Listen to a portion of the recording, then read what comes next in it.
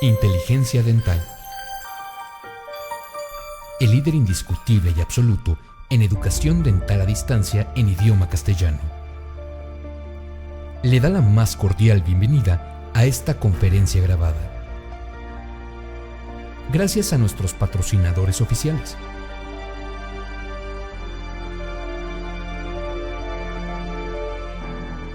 Le ofrecemos siempre un amplio abanico de temas útiles y de actualidad, entregados con alta calidad, por excelentes conferencistas.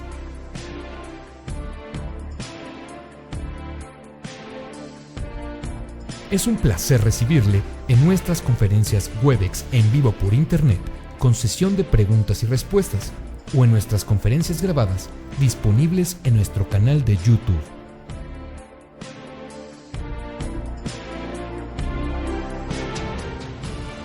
Sus sugerencias y comentarios son bienvenidos en promo@inteligenciadental.com. Por último, le invitamos a visitar nuestro website, en donde encontrará toda la información disponible: www.inteligenciadental.com. Que disfrute esta conferencia. Dentadec, líder en productos dentales profesionales. Sean bienvenidos y bienvenidas a una grabación más de las conferencias patrocinadas por Dentadec, que se dictan en vivo por Internet. Dentadec, compañía líder en productos dentales, ofrece este servicio para que usted pueda mantenerse actualizado cómodamente. Dentadec, líder en productos dentales profesionales, siempre con usted.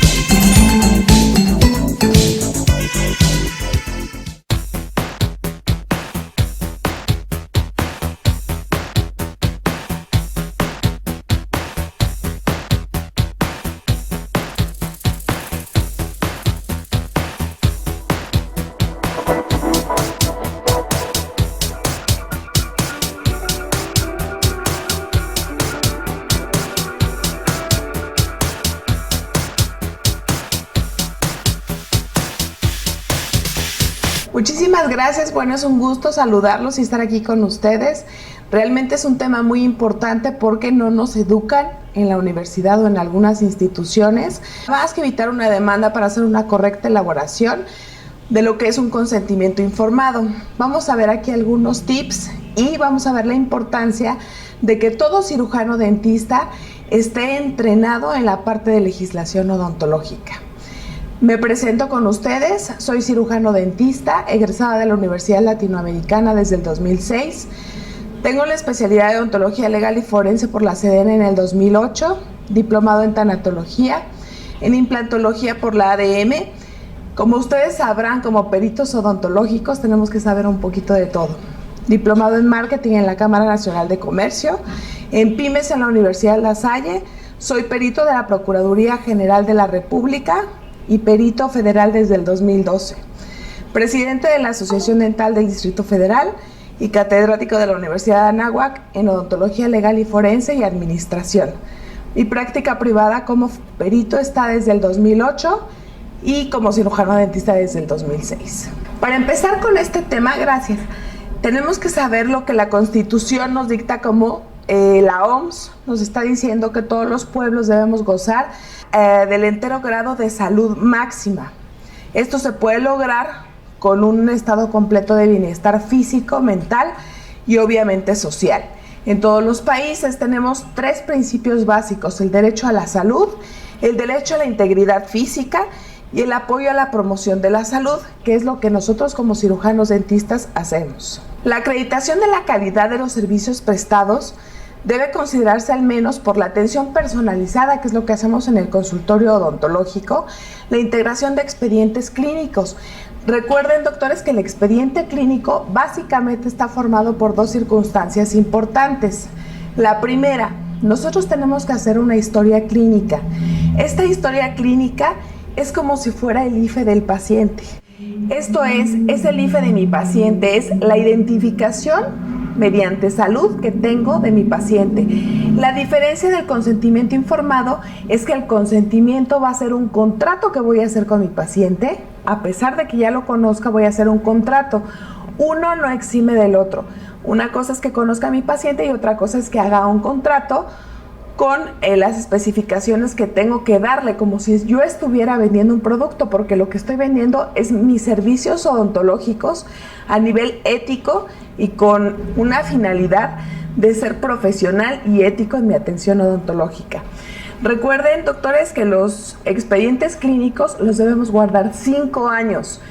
¿Qué es esto? Aunque mi paciente vaya a una primera consulta y no se haga absolutamente nada conmigo, siempre debemos guardar ese expediente 5 años. La prescripción y surtimiento de medicamento es importante. Aquí en la historia clínica y en el consentimiento informado que estamos formando un expediente clínico odontológico, debemos guardar lo que son las recetas odontológicas.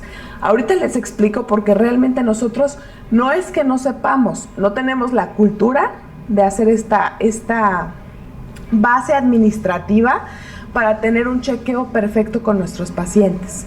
Pero bueno, ahorita lo vamos a ver un poquito más adelante, lo de las recetas odontológicas, cómo se deben elaborar las recetas odontológicas.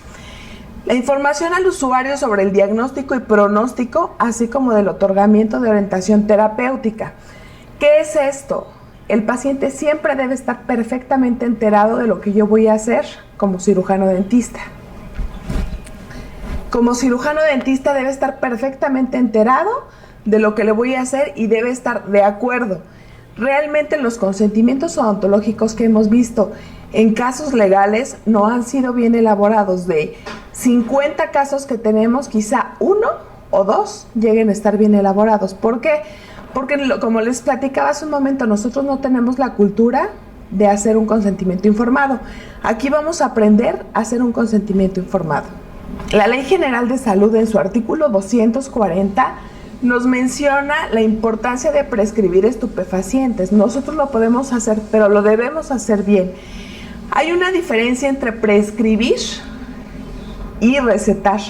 ¿Qué es lo que nosotros debemos hacer como odontólogos? Recetar. Todo lo que nosotros marquemos en una receta odontológica queda como testigo de lo que nosotros estamos haciendo con nuestro paciente. Ahora, ya hoy en día no se vale prescribir por medio telefónico, a menos de que sea un caso a lo mejor grave o que ustedes ya conozcan perfectamente al paciente, pero ese es un delito. ¿Por qué? Porque no existe ningún testigo de lo que nosotros estamos diciendo si no existe receta odontológica. Precisamente por eso es la diferencia entre las palabras recetar y prescribir.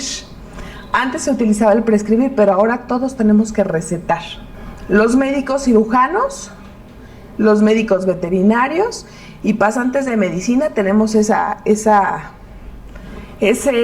beneficio de que nosotros podemos recetar. Dice que 9 de cada 10 odontólogos actualizan en sus derechos y obligaciones jurídicas. En otro planeta, aquí no. Entonces vamos a tratar de modificar esas cifras y vamos a tratar de modificar lo que nosotros queremos para nuestra tranquilidad. Una demanda, recuerden, es un desgaste físico, es un desgaste moral y emocional que tenemos con los pacientes. Nosotros estamos muy mal informados como cirujanos dentistas. ¿Por qué? Porque el paciente nos dice, ¿sabe qué, doctor? Voy a ir a CONAMED. Y nosotros temblamos. Que quede claro, CONAMED es un órgano conciliatorio entre el cirujano dentista y el paciente. Ahí no se levantan ninguna demanda, no se levanta absolutamente nada. ¿Con qué finalidad se creó CONAMED? Con la finalidad de hacer una cuestión conciliatoria entre el paciente y el cirujano dentista. Esto es, si ustedes son requeridos por CONAMED, quiere decir que pueden hacer una negociación de varios tipos. El primero que tienen que hacer es a nivel económico. ¿Cuál es la importancia de esto?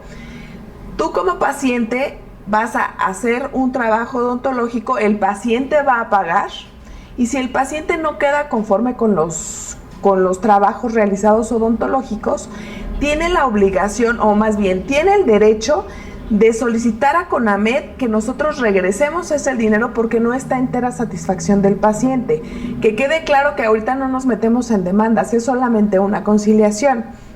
La otra conciliación que podemos hacer es por trabajo. ¿Cuál es la diferencia entre esto? Que el paciente dice, yo fui con la doctora Lorena Miranda, no me agradó lo que me hizo y necesito que me lo vuelva a repetir sin costo. Hasta ahí no tenemos problemas. que como tip les sugiero que lleguemos hasta las conciliaciones, que no nos vayamos más allá para evitar problemas con el paciente y para evitar problemas en nuestros consultorios odontológicos. La tercera va a ser un intercambio de trabajo. ¿Qué quiere decir esto? ¿Sabe qué, doctor? No quedé a gusto con el trabajo, quiero que me lo resuelva un doctor de su confianza, porque yo le perdí la confianza a usted. Aguas, es muy importante que a lo mejor nosotros en la cuestión de susceptibilidad nos sentimos lastimados, pero es conveniente que nosotros apoyemos en ese momento al paciente para que lo haga. Obviamente aquí también debemos tener muy en cuenta una cosa. Nosotros no podemos hacer un trabajo cuando nosotros sabemos que está bien hecho el trabajo y bien realizado por un buen laboratorio. Nosotros no podemos decir, bueno, se lo repito porque al paciente no le gustó el color, siendo que esto ya lo tuvimos que haber bajado en un consentimiento informado antes. Nosotros también tenemos derechos, ahorita lo vamos a ver. Pero bueno, estas situaciones están para la conciliación y todo esto se hace en CONAMED. Nadie sabe qué otro organismo hay aparte de CONAMED. Aparte de CONAMED, nosotros podemos darnos cuenta que todas las asociaciones odontológicas que están debidamente registradas ante Dirección General de Profesiones pueden ayudarnos con esta conciliación.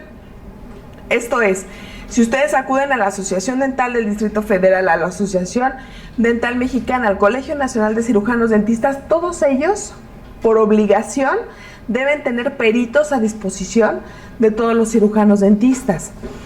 Esto es, si ustedes van y dicen necesito conciliar con un paciente, hay muchos pacientes que demandan, pero no hay ni un solo odontólogo que demande a un paciente por no haberle pagado. ¿Por qué? ¿Por qué sucede esto? Es muy claro.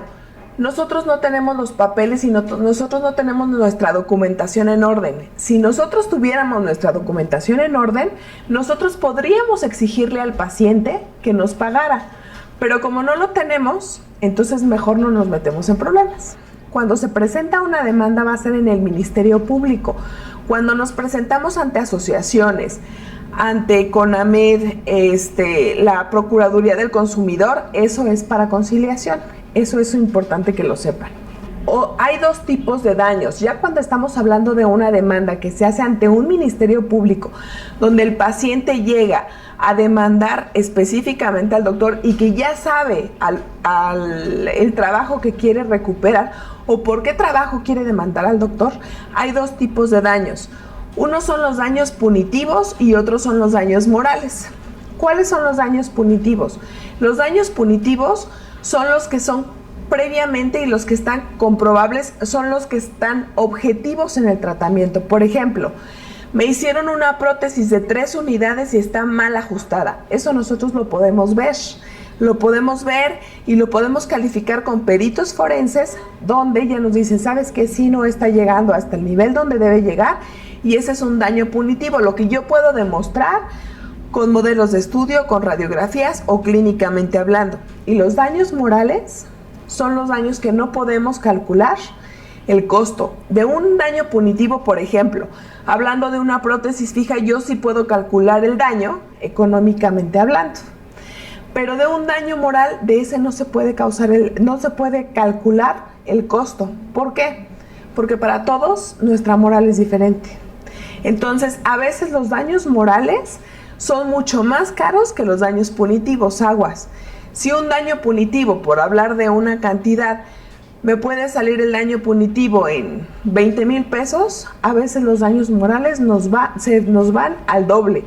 Ese daño moral nos vale 40,000 pesos y mi daño punitivo 20,000 pesos. Entonces es importante que nosotros sepamos justo por esto que no debemos llegar a ninguna demanda. Nosotros debemos hacer perfectamente el consentimiento informado y nuestra historia clínica.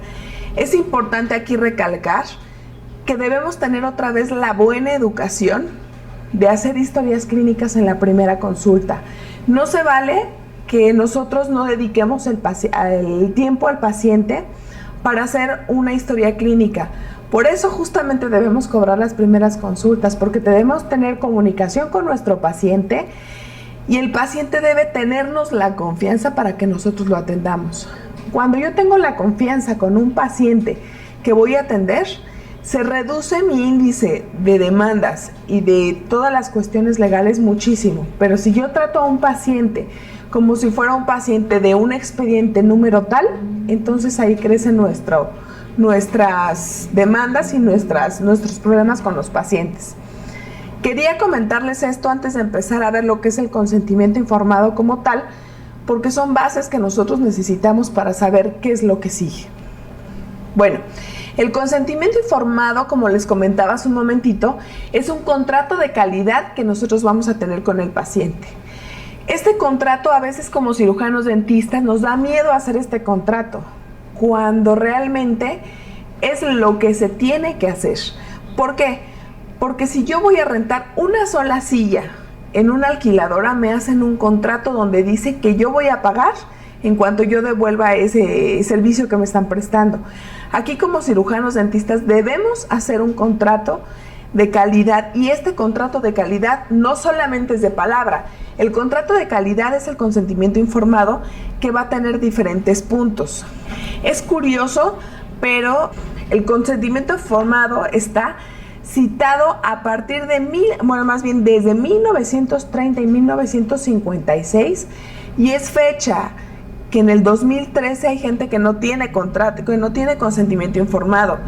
Fue utilizado por primera vez en 1957 y obviamente antes no era tan necesario, aunque sí era obligatorio, no era necesario porque los pacientes no estaban tan informados. Ahora con las redes sociales y con las páginas e internet que tenemos maravillosos, sí nos ayuda a informar al paciente, pero también nos ayuda a malinformar al paciente. ¿Por qué? Porque el paciente a veces ya viene más informado y viene más mal informado, entonces nada más están buscando esas cuestiones, esos recovecos que nosotros estamos dejando para que ellos se puedan meter. En algunas ocasiones sí llegamos a cometer impericias, imprudencias y negligencias como cirujanos dentistas, pero también debemos estar conscientes que los pacientes están jugando una parte muy importante para no actuar de la mejor manera dentro de lo que es una demanda odontológica. La Ley General de Salud, en el artículo 81, existen limitantes para informarle a pacientes lo que nosotros queremos informar dentro de los tratamientos odontológicos. ¿Qué quiere decir esto? Que nosotros debemos respetar la voluntad del paciente. ¿Qué sucede? Yo creo que todos hemos tenido en el consultorio pacientes que nos dicen: yo no quiero saber nada, a mí no me digas nada y solamente hazme las cosas. Esto es muy importante saber qué es lo que tenemos que hacer en esta cuestión. Si un paciente llega a mi consultorio y me dice: yo no quiero saber absolutamente nada, es un derecho que él también tiene de no estar enterado de lo que, más bien, de no querer escuchar lo que le voy a hacer. Pero es importante que yo asiente en mi consentimiento informado que ponga: el paciente Rodrigo Pérez no quiso que yo le informara su tratamiento odontológico, pero está plasmado en este consentimiento informado. Entonces el paciente me tiene que firmar que él tiene derecho a no estar informado, pero eso no quiere decir que en el consentimiento informado no plasme absolutamente nada. Recuerden que todo lo que yo voy a decirle a mi paciente tiene que estar plasmado en un consentimiento informado y en una historia clínica. ¿Cuándo no se puede dar la información o cuándo no se hace válida la información del consentimiento informado? Cuando la salud del paciente está de por medio. ¿Qué quiere decir esto? Cuando el paciente no va en sus 5 sentidos, ya sea por dolor, por accidente, por lo que sea.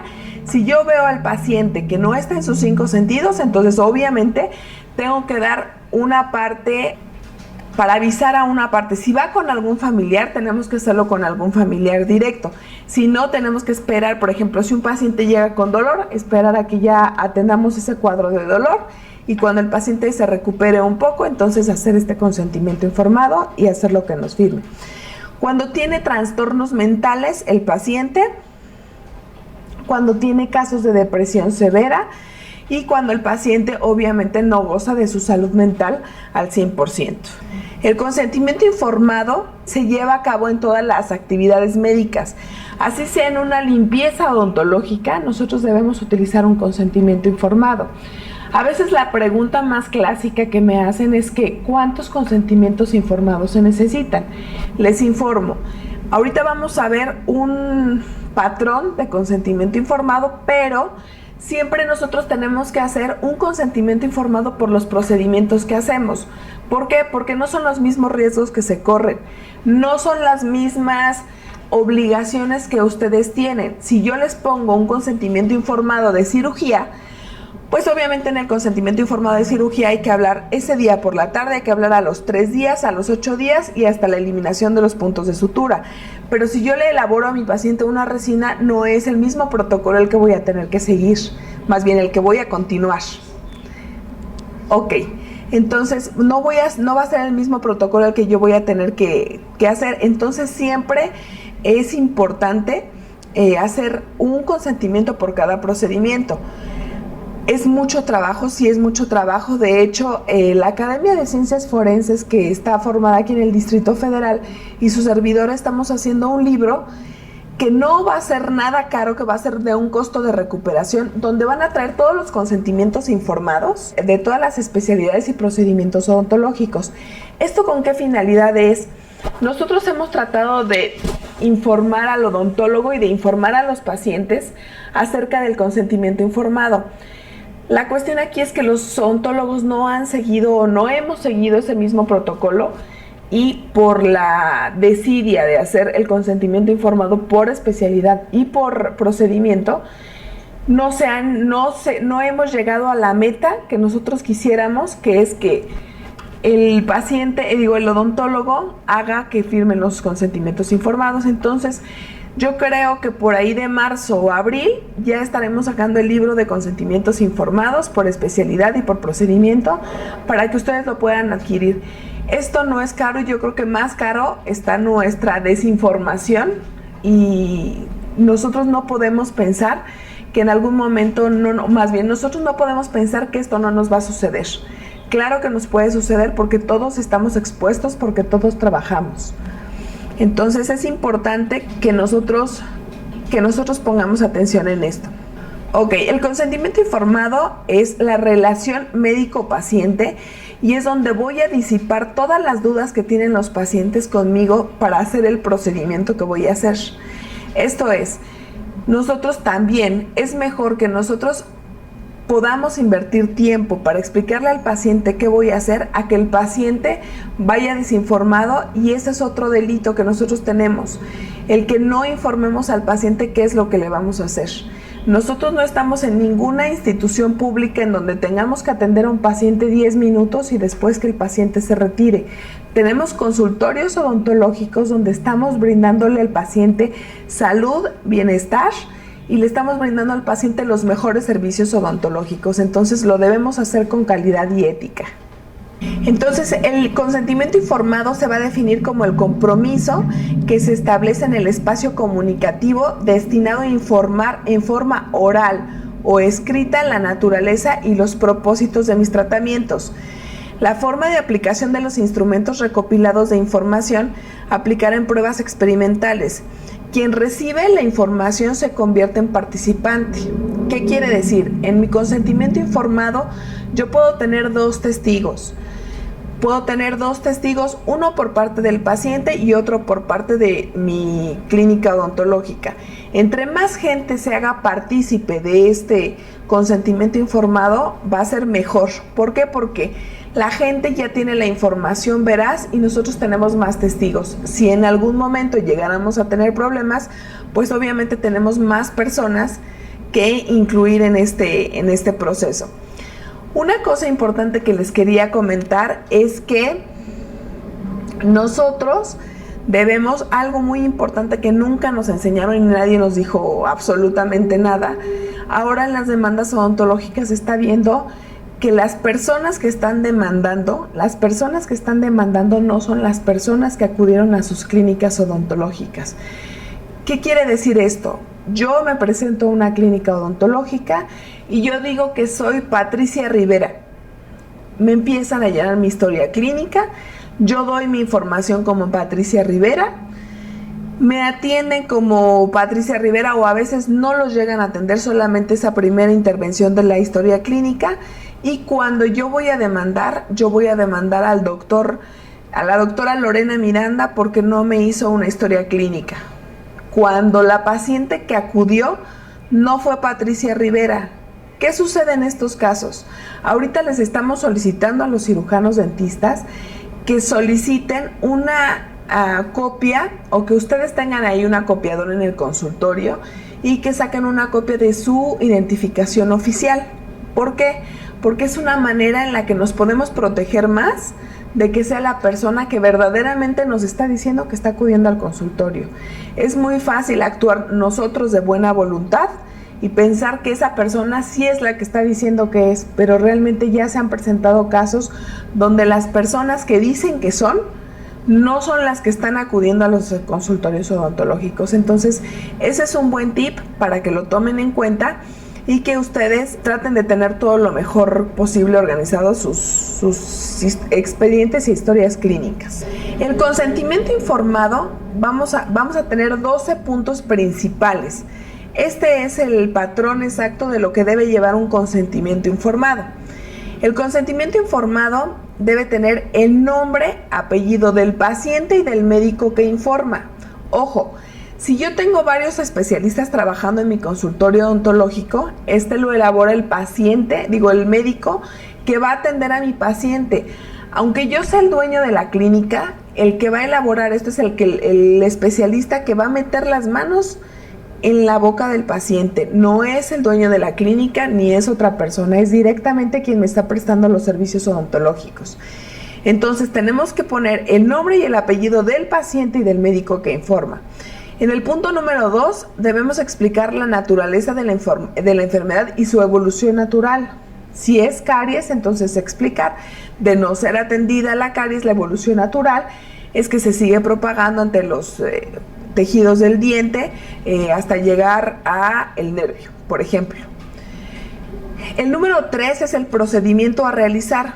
Esto es, está indicada, por ejemplo, una resina y se lleva a cabo eliminando el tejido carioso y poniendo una base y nuestra resina o material de obturación del que se trate. Explicar los beneficios de hacerse este tratamiento odontológico. El paciente gozaría de mejor salud, por ejemplo, porque ya no tendría en ese diente caries, que finalmente estamos hablando de una infección. En el número 5, la información sobre los riesgos del tratamiento. Aquí hay que tener en cuenta que nuestro primer riesgo siempre va a ser la anestesia, siempre. ¿Por qué? Porque nosotros a veces no sabemos si el paciente es alérgico a alguna sustancia del anestésico y no lo vamos a saber hasta ese momento. Entonces, siempre que nosotros informemos sobre el riesgo del tratamiento antes de lo que sea, a lo mejor de una comunicación, siempre debemos atender que el riesgo empieza por la anestesia. El número 6 es el planteo de alternativas de tratamiento. Esto es, si yo le puedo hacer a lo mejor una extracción, o le puedo hacer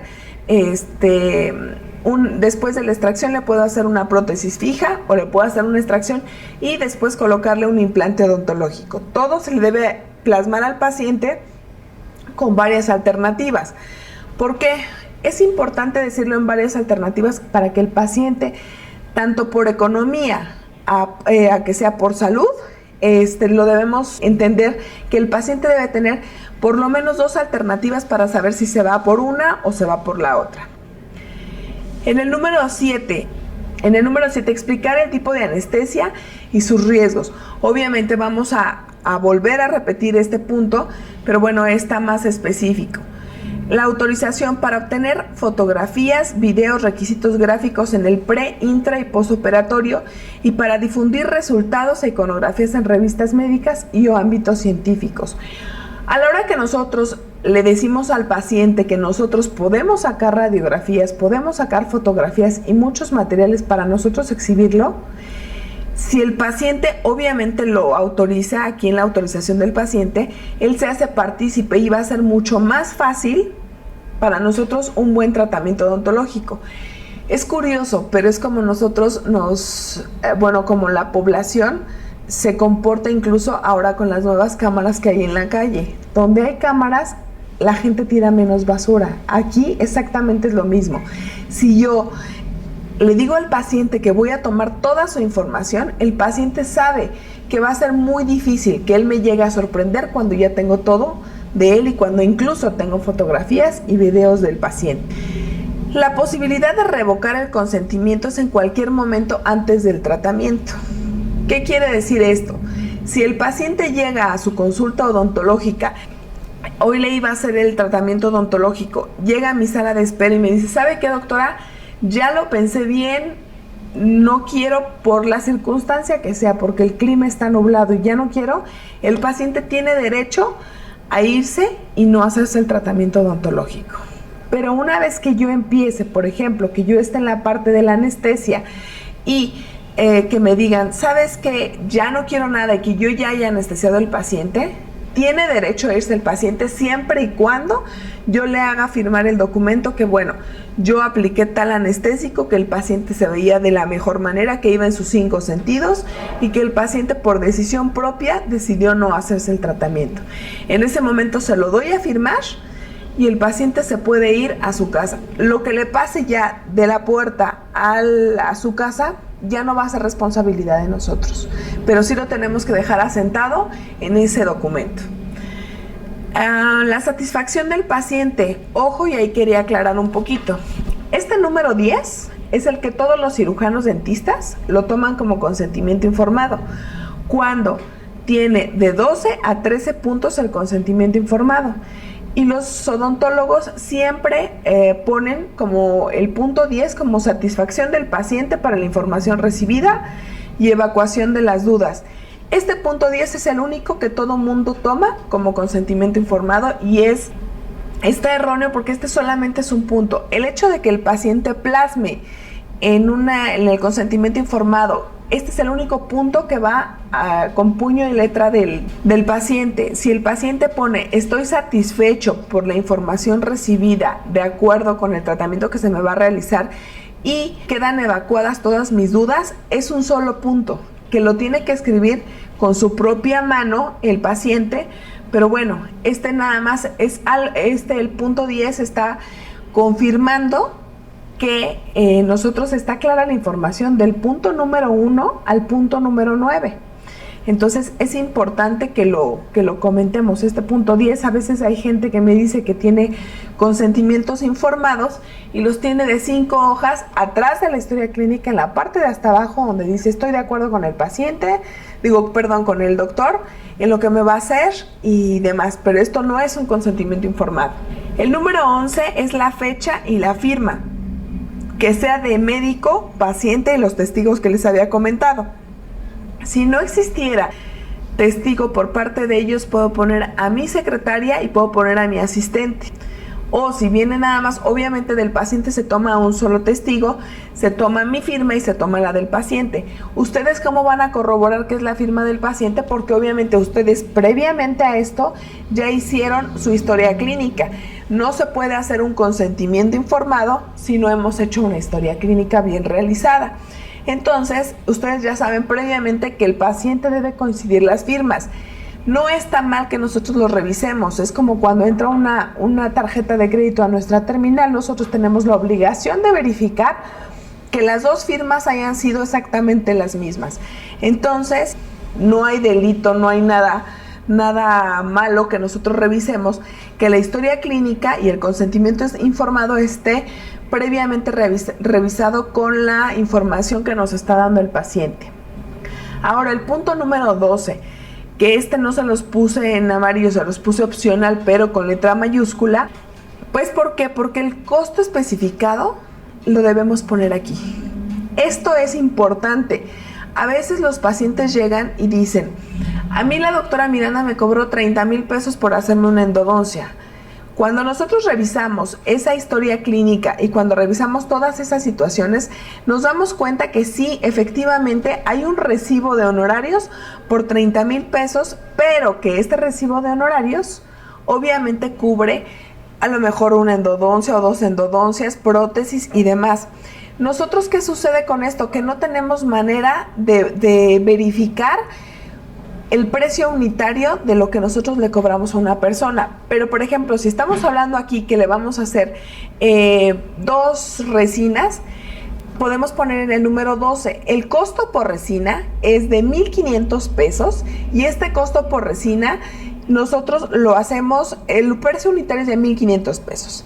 Si yo le especifico esto en el consentimiento informado, ya no vamos a tener ningún problema de la diferencia entre costos, porque sabemos exactamente cuánto le estamos cobrando al paciente. El Código Civil Federal tiene muy pocas modificaciones, esto es, si nosotros aprendemos a hacer un consentimiento informado de la manera más adecuada, año con año solamente vamos a ir haciendo modificaciones, no vamos a hacer un cambio de lo que son el consentimiento informado. Aquí es importante comentar una cosa, nosotros como asociaciones, como instituciones hemos acudido a que se empiecen a reformar nuestras leyes odontológicas. ¿Por qué? Porque hay cosas que no están legisladas y realmente es de pena que nosotros como odontólogos no nos hayamos podido unir para hacer el consentimiento informado y la historia clínica y saber qué es lo que no está legislado en México. Y algo que no está legislado, que es muy importante, es la práctica de los implantes. Nosotros no tenemos aquí en la legislación mexicana una ley que diga o que marque los parámetros o los límites para la colocación de un implante odontológico. Entonces es importante que aunque no existe esta ley o esta legislación ya hecha, nosotros actuemos de la manera más profesional y ética, haciendo lo que tenemos que hacer, aunque sea con implantes odontológicos, pero que lo tengamos en regla.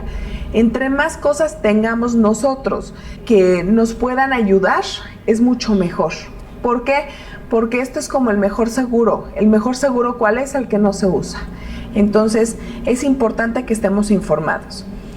El consentimiento informado va a tener 3 partes esenciales y específicas, que es la voluntariedad del paciente, se tiene que hacer libremente con la decisión del odontólogo y libre con la decisión del paciente. La información debe ser comprensible, debe incluir objetivos y el tratamiento del estudio. Debe poner ahí mismo nuestros riesgos que nosotros corremos al hacer este tratamiento y debe ser una información que tenga comprensión entre el paciente y el odontólogo. Esto es, si yo le explico al paciente en mis términos lo que yo le voy a hacer, el paciente no me va a entender absolutamente nada. Tenemos que bajarnos niveles, no para no explicarle al paciente de qué se trata el tratamiento, simplemente hay que decirle al paciente de forma coloquial, que el paciente me entienda cómo es como del vocabulario que él y yo vamos a tener para que lleguemos a un sano acuerdo. Como les decía hace un momento, el paciente tiene derecho a no ser informado si así lo expresa previamente, pero sí tiene derecho a afirmarnos que no quiere estar enterado de lo que le vamos a hacer. En caso de pacientes, aquí es importante, en caso de riesgo inmediato grave, que es que mi paciente viene accidentado, lo primero que tenemos que hacer como obligación es atender al paciente y una vez pasando el riesgo de la integridad física que tenemos, entonces hacer nuestra documentación. En caso de que los pacientes sean menor de edad, tiene que firmar el consentimiento informado la línea directa. ¿Cuál es la línea directa? Papá, mamá o abuelos. Papá, mamá, abuelos paternos o abuelos maternos. Pero si por ejemplo a veces llegan al consultorio y dicen, yo voy a pagar el tratamiento odontológico, de mi nieta, pero viene su mamá. ¿Quién tendría que firmar el consentimiento informado? Evidentemente la mamá, aunque la abuela vaya el tratamiento odontológico. La abuela puede firmar como testigo, pero quien tiene que firmar como parte principal es la mamá del menor de edad. En caso de riesgo grave para la vida del paciente, el consentimiento del representante legal solo se tendrá en cuenta. Por ejemplo, si el paciente tiene es solo y cuenta con un representante legal que nosotros llegamos a tener o que lo llegue a acompañar, bueno, pues nosotros ya nos vamos a ir a lo que tenemos para sustentar nuestro consentimiento. Solamente el consentimiento informado solamente puede ser otorgado por personas mayores de edad, que son quien los puede firmar. El consentimiento informado no puede prevenir que nosotros hagamos firmar a una persona que está incapacitada mentalmente, como les había comentado. Debe existir concordancia entre lo deseado y lo aceptado. Por lo anterior, el engaño y el error vician el consentimiento. Cuando, por ejemplo, llega a haber en el consentimiento informado, en lugar de haber alternativas, solamente hay un tratamiento y ese es el más costoso y el único que le ponen al paciente, eso es un delito. ¿Por qué? Porque estamos incurriendo aquí en lo que es el viciar el consentimiento informado y esto no es ético. Entonces, por eso les comentaba hace un momentito que se deben poner por lo menos 2 alternativas de nuestro tratamiento odontológico. Las bases del consentimiento informado pueden haber alternativas y por lo tanto es esencial una buena información al paciente. La decisión que tome el paciente es individual y el paciente es el que decide si se hace el tratamiento odontológico o no. El secreto profesional, es delito como odontólogo difundir la información de uno de mis pacientes, así sea de una caries odontológica en el diente más mínimo, nosotros no tenemos que exhibir porque es un secreto profesional. ¿Qué es lo que es la dicotomía? Que es una información entre 2 partes. Nosotros debemos ser dueños de la confidencialidad y de la confianza que tiene el paciente con nosotros. Entonces es importante que nosotros guardemos este secreto profesional y que si nosotros queremos disipar alguna duda, la hagamos directamente con el paciente, a menos de que sea menor de edad. Si el paciente llega, por ejemplo, si llega el esposo de la paciente a informarme del tratamiento odontológico, yo tengo que pedir autorización a la paciente para poderle dar esta información y la paciente debe estar presente. Entonces es importante que nosotros guardemos esta información. Como les decía, nosotros debemos tener ética médica y esto está en nuestros deberes odontológicos. Lo que les comentaba al principio de las recetas odontológicas es importante. Nosotros tenemos una sanción por abandono de paciente. Nosotros debemos tener al paciente por lo menos vigilado 20 kilómetros. Si nosotros llegáramos a hablar de manera muy estricta, debemos tener al paciente cerca 20 kilómetros. ¿A qué me refiero con esto? Si yo, por ejemplo, opero a 2 pacientes y yo me voy a Alemania, me voy 3 meses, es un delito contra mí que haya abandonado al paciente.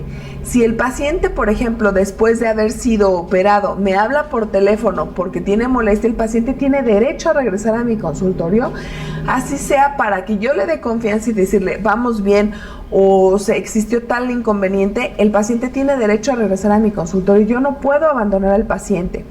Una parte importante que se juega aquí, aparte de la historia clínica y el consentimiento informado, son las recetas odontológicas. Como les comentaba, la palabra prescripción es utilizada únicamente en la medicina sacerdotal. Es el lugar donde se hace la prescripción, una ordenanza médica, donde antes se utilizaba, ahorita eso ya no se utiliza, ahorita tenemos que recetar.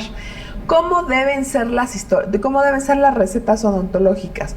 Las recetas odontológicas ahora deben ser autocopiables, Yo le receto a mi paciente, por ejemplo, un antibiótico, y le doy al paciente a firmar, yo firmo y le doy al paciente la copia de autocopiante que me firme de recibido.